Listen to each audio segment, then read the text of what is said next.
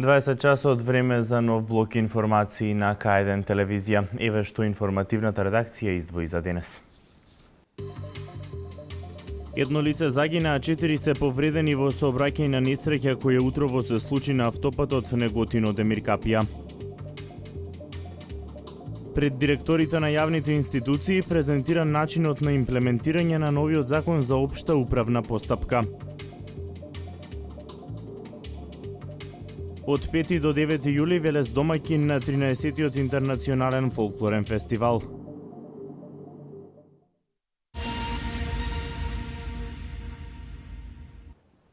Петдесетипетгодишно лице почина, а 4 се повредени во сообраќајна несреќа која се случи утро во околу 5 часот на автопатот А1 Неготино-Демир Капија во близина на хотелот Парк.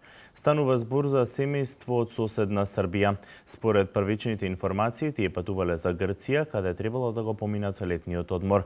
Нашиот репортер Мартина Митков беше на местото на несреќата. Еве дел од незиното вклучување во дневникот во 12:30 часот. Утринава во 5 часот и 20 минути на автопатската делница А1, односно автопатот од Неготино кон Демир Капија, се случи сообраќајна несреќа во кое патнички автомобил со странски регистарски ознаки удри во левата страна на еластичната ограда од коловозот и автоматски од самиот удар автомобилот се префрлил на другата страна од коловозот, каде што сообраќајот се одвива во спротивна насока. Во несреќата едно лице почина на лице место, останатите 4 се префрлени во медицинскиот центар во Велес. Информациите кои ги доби нашата екипа се тоа дека станува збор за 5 члено семејство со 3 малолетни деца кои се наоѓале на задното седиште. Автомобилот го управувала сопругата, а сопругот е тој кој што починал на лице место. Увид на лице место изврши јавен обвинител и увидна екипа од СВР Велес. Сообраќајот на автопатската делница до 8:30 утринава се одвиваше во една сообраќајна лента, додека во моментов, како што можете да забележите, сообраќајот се одвива нормално. Ние се наоѓаме, како што кажав, на самото место. Зад мене е оградата и на автопатот може да се забележи траги од кочење на автомобилот. Надвор од животна опасност се повредените лица од сообраќајната несреќа. Утрово тие биле донесени во општата болница во Велес. Доктор Кодовски вели дека остануваат и понатаму на лекување во болницата. Тие се донесени на нашето оделение хируршко во нашата болница утрово во 06 часот прилика. Тука некаде. Несреќата се случила негде околу Неготино, на самиот автопат. Донесени се 20 возрастни пациенти. Возила, несреќата се случила од кога се превртело приватно патничко возило, лесно. Возела пациентката која што сега е примена кај нас на оделение, 1975 година е родена. Сите се државјани на Република Србија. Со возачот, незиниот сопруг, 1961 година роден, донесен починат во нашата болница. Заедно со нив се донесени нивните 3 деца, на возраст, постарото е машко дете на возраст од 10 години, женско на возраст од 8 години и најмалото уште едно машко на 1 годишна возраст. Сите они примени во моментот кај нас на интензивна нега не се животно загрозени, повреди течињата немаат, најмалото се уште мајката го дои. Кај пациентката се констатирани повреди на градниот кош, скршеница на едно ребро, почетен пневмоторакс, тоа значи воздух во белодробниот простор и набиеница на десното белодробие и ќе останат кај нас на обсервација. Децата не се повредени воопшто нема? Кај девојчето само се констатирани 2 лацероконтузни рани, нагмечно рацепни рани, тоест на поглавината, кои што се сошиени, инаку други повреди немаат. Пред директорите на јавните установи на општина Велес, Министерката за информатичко општество и администрација Марта Арсовска-Томовска го презентираше начинот на имплементирање на новиот закон за општа управна постапка. Преку електронски пат ќе бидат обезбедувани потребните документи со цел заштеда и времето и парите на граѓаните. Министерката за информатичко општество Марта Арсовска-Томовска пред директорите на јавните институции во општина Велес го презентираше начинот на имплементирање на новиот закон за општа управна постапка. Станува збор за закон кој ќе го регулира начинот на работа на институциите под надлежност на општината во смисла на обезбедување разни документи кои им се потребни на граѓаните заради остварување на нивните права и правни интереси. Имено граѓаните за остварување на некое нивно право ќе треба да поднесат само барање до одредена институција, а подоцна на истата ќе ги обезбеди другите потребни документи и докази за барањето на граѓанинот. Граѓаните за остварување на некое нивно право ќе треба да се обрадат на институцијата каде што тоа право треба да го добијат, меѓутоа при тоа нема да обезбедуваат докази и документи со кои што се барани во постапката.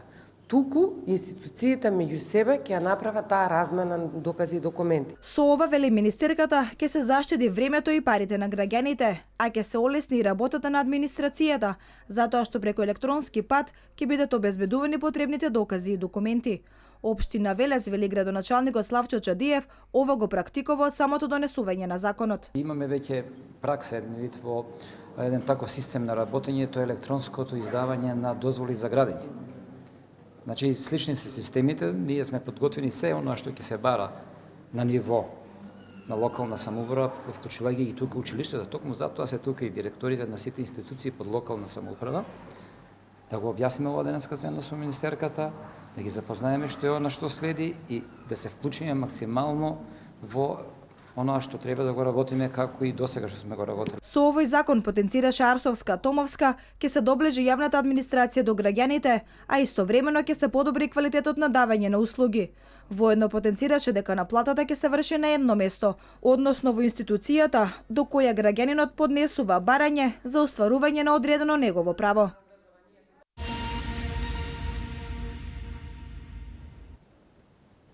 Продолжува градежната офанзива во Велес. Се работи на асфалтирање на улицата Роса Плавева во населбата Тунел. Општината за последните градежни зафати издвои 600.000 денари. Градежната офанзива во Велес продолжува со зголемен интензитет.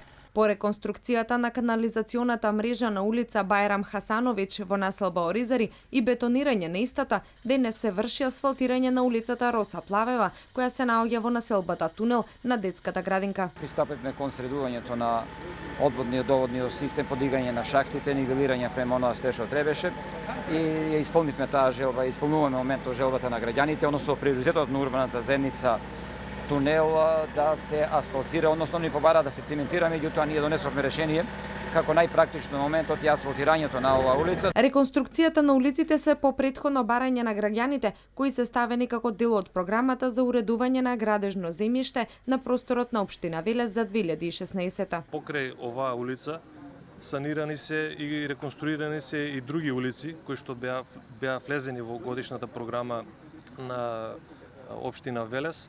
Се надевам дека и понатаму ќе се продолжи со истиот континуитет и да се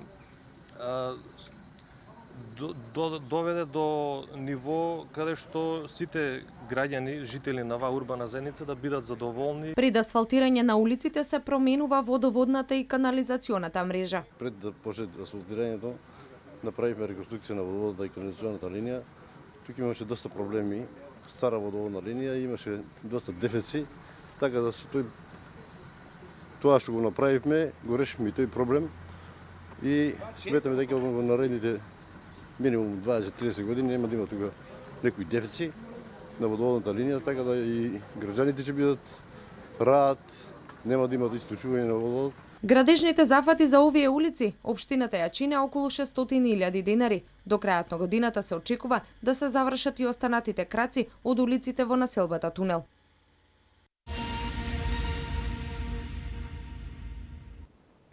Денеска во Марена, Кавадаречко беа одбележани 15 години од убиството на војникот Блашко Толев. Тој е првата жртва на војниот конфликт во 2001 година.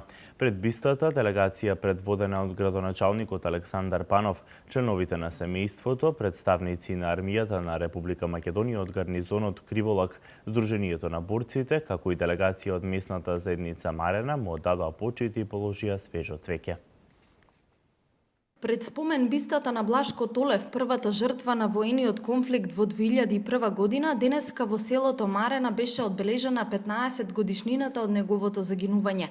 Делегација предводена од градоначалникот Александар Панов и председателот на Советот Горица Пеливанова Вилхелм пред бистата на трагично загинатиот млад војник положија свежо цвеќе. Почит на Толев му одадоа и членовите на семејството на Блашко, представници на армијата на Република Македонија од гарнизонот Криволак, Сдруженијето на борци, како и делегација од местната заедница Марена. За трагичниот чин на тетовското кале зборуваше председателот на местната заедница од село Марена Митко Камчев. Од денешната комеморација произлезе заедничкиот предлог на градоначалникот Панов и местната заедница, главната улица во ова село да се преименува во улица Блашко Толев. Предлогот ќе биде даден на расправа на наредната седница на Советот на општина Кавадарци.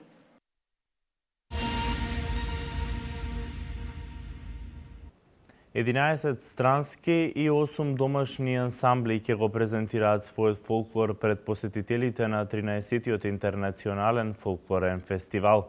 5 фестивалски вечери и годинава во амфитеатарот на Младинскиот парк.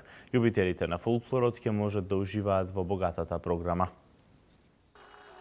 Од 5 до 9 јули ќе се одржи 13-тиот интернационален фолклорен фестивал Велес 2016. Свеченото отворање е на 5 јули со почеток во 20 часот и 30 минути, а предходно традиционално ќе се случи дефиле низ градот кој ќе започне во 19 часот. Дефилето поаѓа од пред интернатот се до Младинскиот парк. Доколку се случи некоја вечер да има лоши временски услови, програмата ќе се реализира во спортската сала Гемиџии. Фестивалот ќе се одвива во вкупно 5 фестивалски вечери. Секоја вечер програмата ќе започне во 20 часот и 30 минути со исклучок на свеченото затворање во сабота на 9 јули годинава кој ќе започне во 20 часот. Велес по 13 пат ќе биде домаќин на музиката на светот и ќе потврди дека секоја година Интернационалниот фолклорен фестивал Велес го зацврстува своето место меѓу настаните културни брендови на Република Македонија. Покрај македонските ансамбли, посетителите ќе можат да уживаат во музиката на 11 ансамбли од странство. Тореон од Мексико, Дукат од Србија, Хоем од Турција, Доина Бараганлуи од Романија, ансамблите Актавис, Бански старчета Малешевци од Бугарија, Метни авијаци од Полска, Искра од Црна Гора, Баба од Грција и македонскиот ансамбл Македонски бисери кој гостува од далечната Австралија. Организаторите упатија отворена покана до сите граѓани и оваа година масовно да ги посетат сите фестивалски вечери.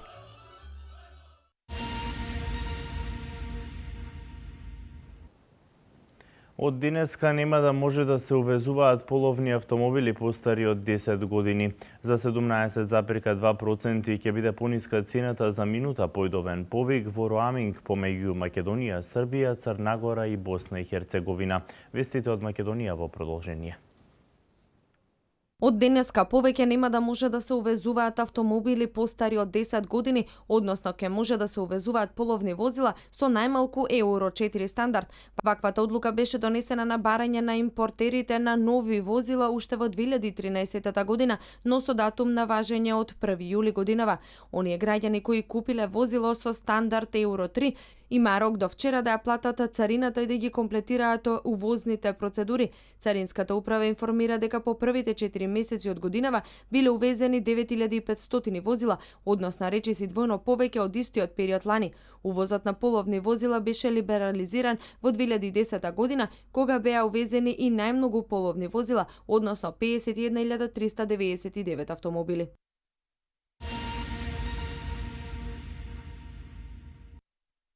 Од денес цените на роаминг услугите кои ги користат нашите граѓани во Србија, Црна Гора, Босна и Херцеговина ќе добијат второ намалување за над 80% во рок од 2 години. Во текст се разговори кон оваа зона да се приклучат и Косово и Албанија, каде веќе се преговара со операторите да се намалат роаминг цените.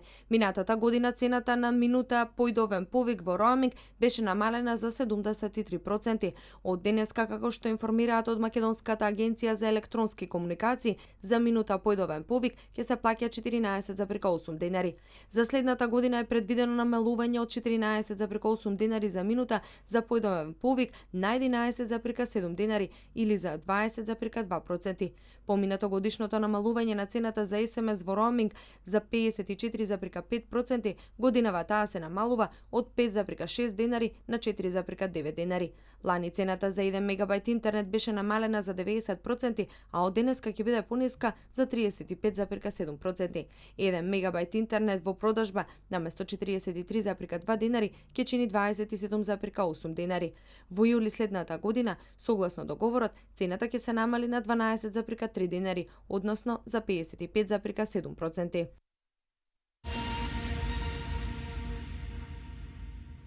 Меѓународниот монетарен фонд повеќе нема да има резидентен представник во Македонија, откако во август годинава завршува мандатот на сегашниот представник Патрик Житон, објави од канцеларијата на ММФ во Скопје. Образложението е дека ММФ смета дека посилно присуство на фондот во Македонија стана помалку потребно во отсуство на програмата со земјата. Сепак од ММФ велат дека канцеларијата во Скопје ќе продолжи да работи со што комуникацијата помеѓу фондот и Македонија ќе продолжи понатаму.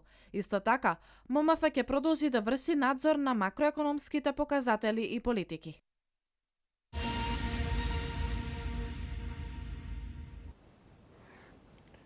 Италијанската, колумбиската и американската полиција запленија 11 тони кокаин и уапсија 33 луѓе.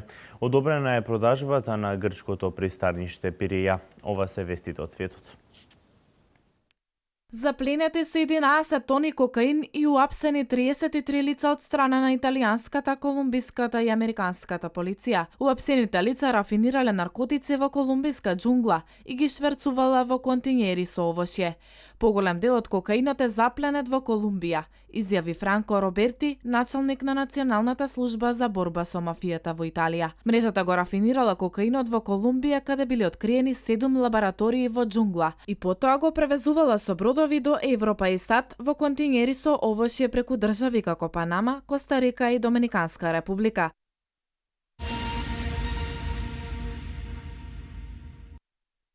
Грчкиот парламент синоќа со 223 гласа за го одобри договорот со кинеската компанија Коско за купување на мнозински пакет акции во најголемото грчко пристаниште Пиреја. Законот го поддржаа пратениците на Сириза, Нова демократија, Демократската коалиција, потами независни грци и унијата на центристите, додека представниците на Златна Зора и на Комунистичката партија беа против. Имено Коско покрена приговори за еднострани промени во договорот за продажба на Пиреја пред да биде поднесен за гласање во парламентот. Коско ја обвини владата и агенцијата за приватизација Тајпет дека смениле неколку точки од она што беше договорено меѓу двете страни на 8 април, предупредувајќи дека нема да прифати никакви промени и оти договорот за купување на 67% мнозински удел во Пиреја ќе пропадне.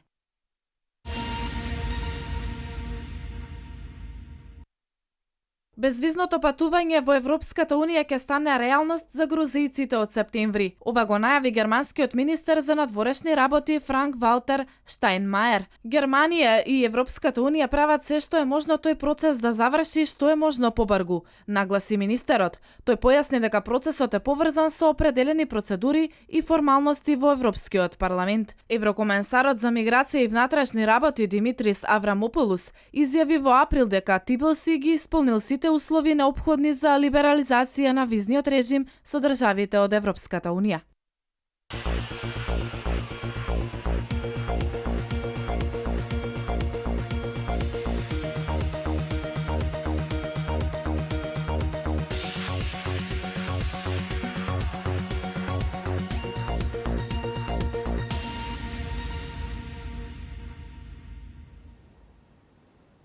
Денеска имавме сончево и топло време. Во текот на ноќта е можна нестабилност со пороен дожд и грмежи. Со оваа информација го завршуваме дневникот. Пријатно.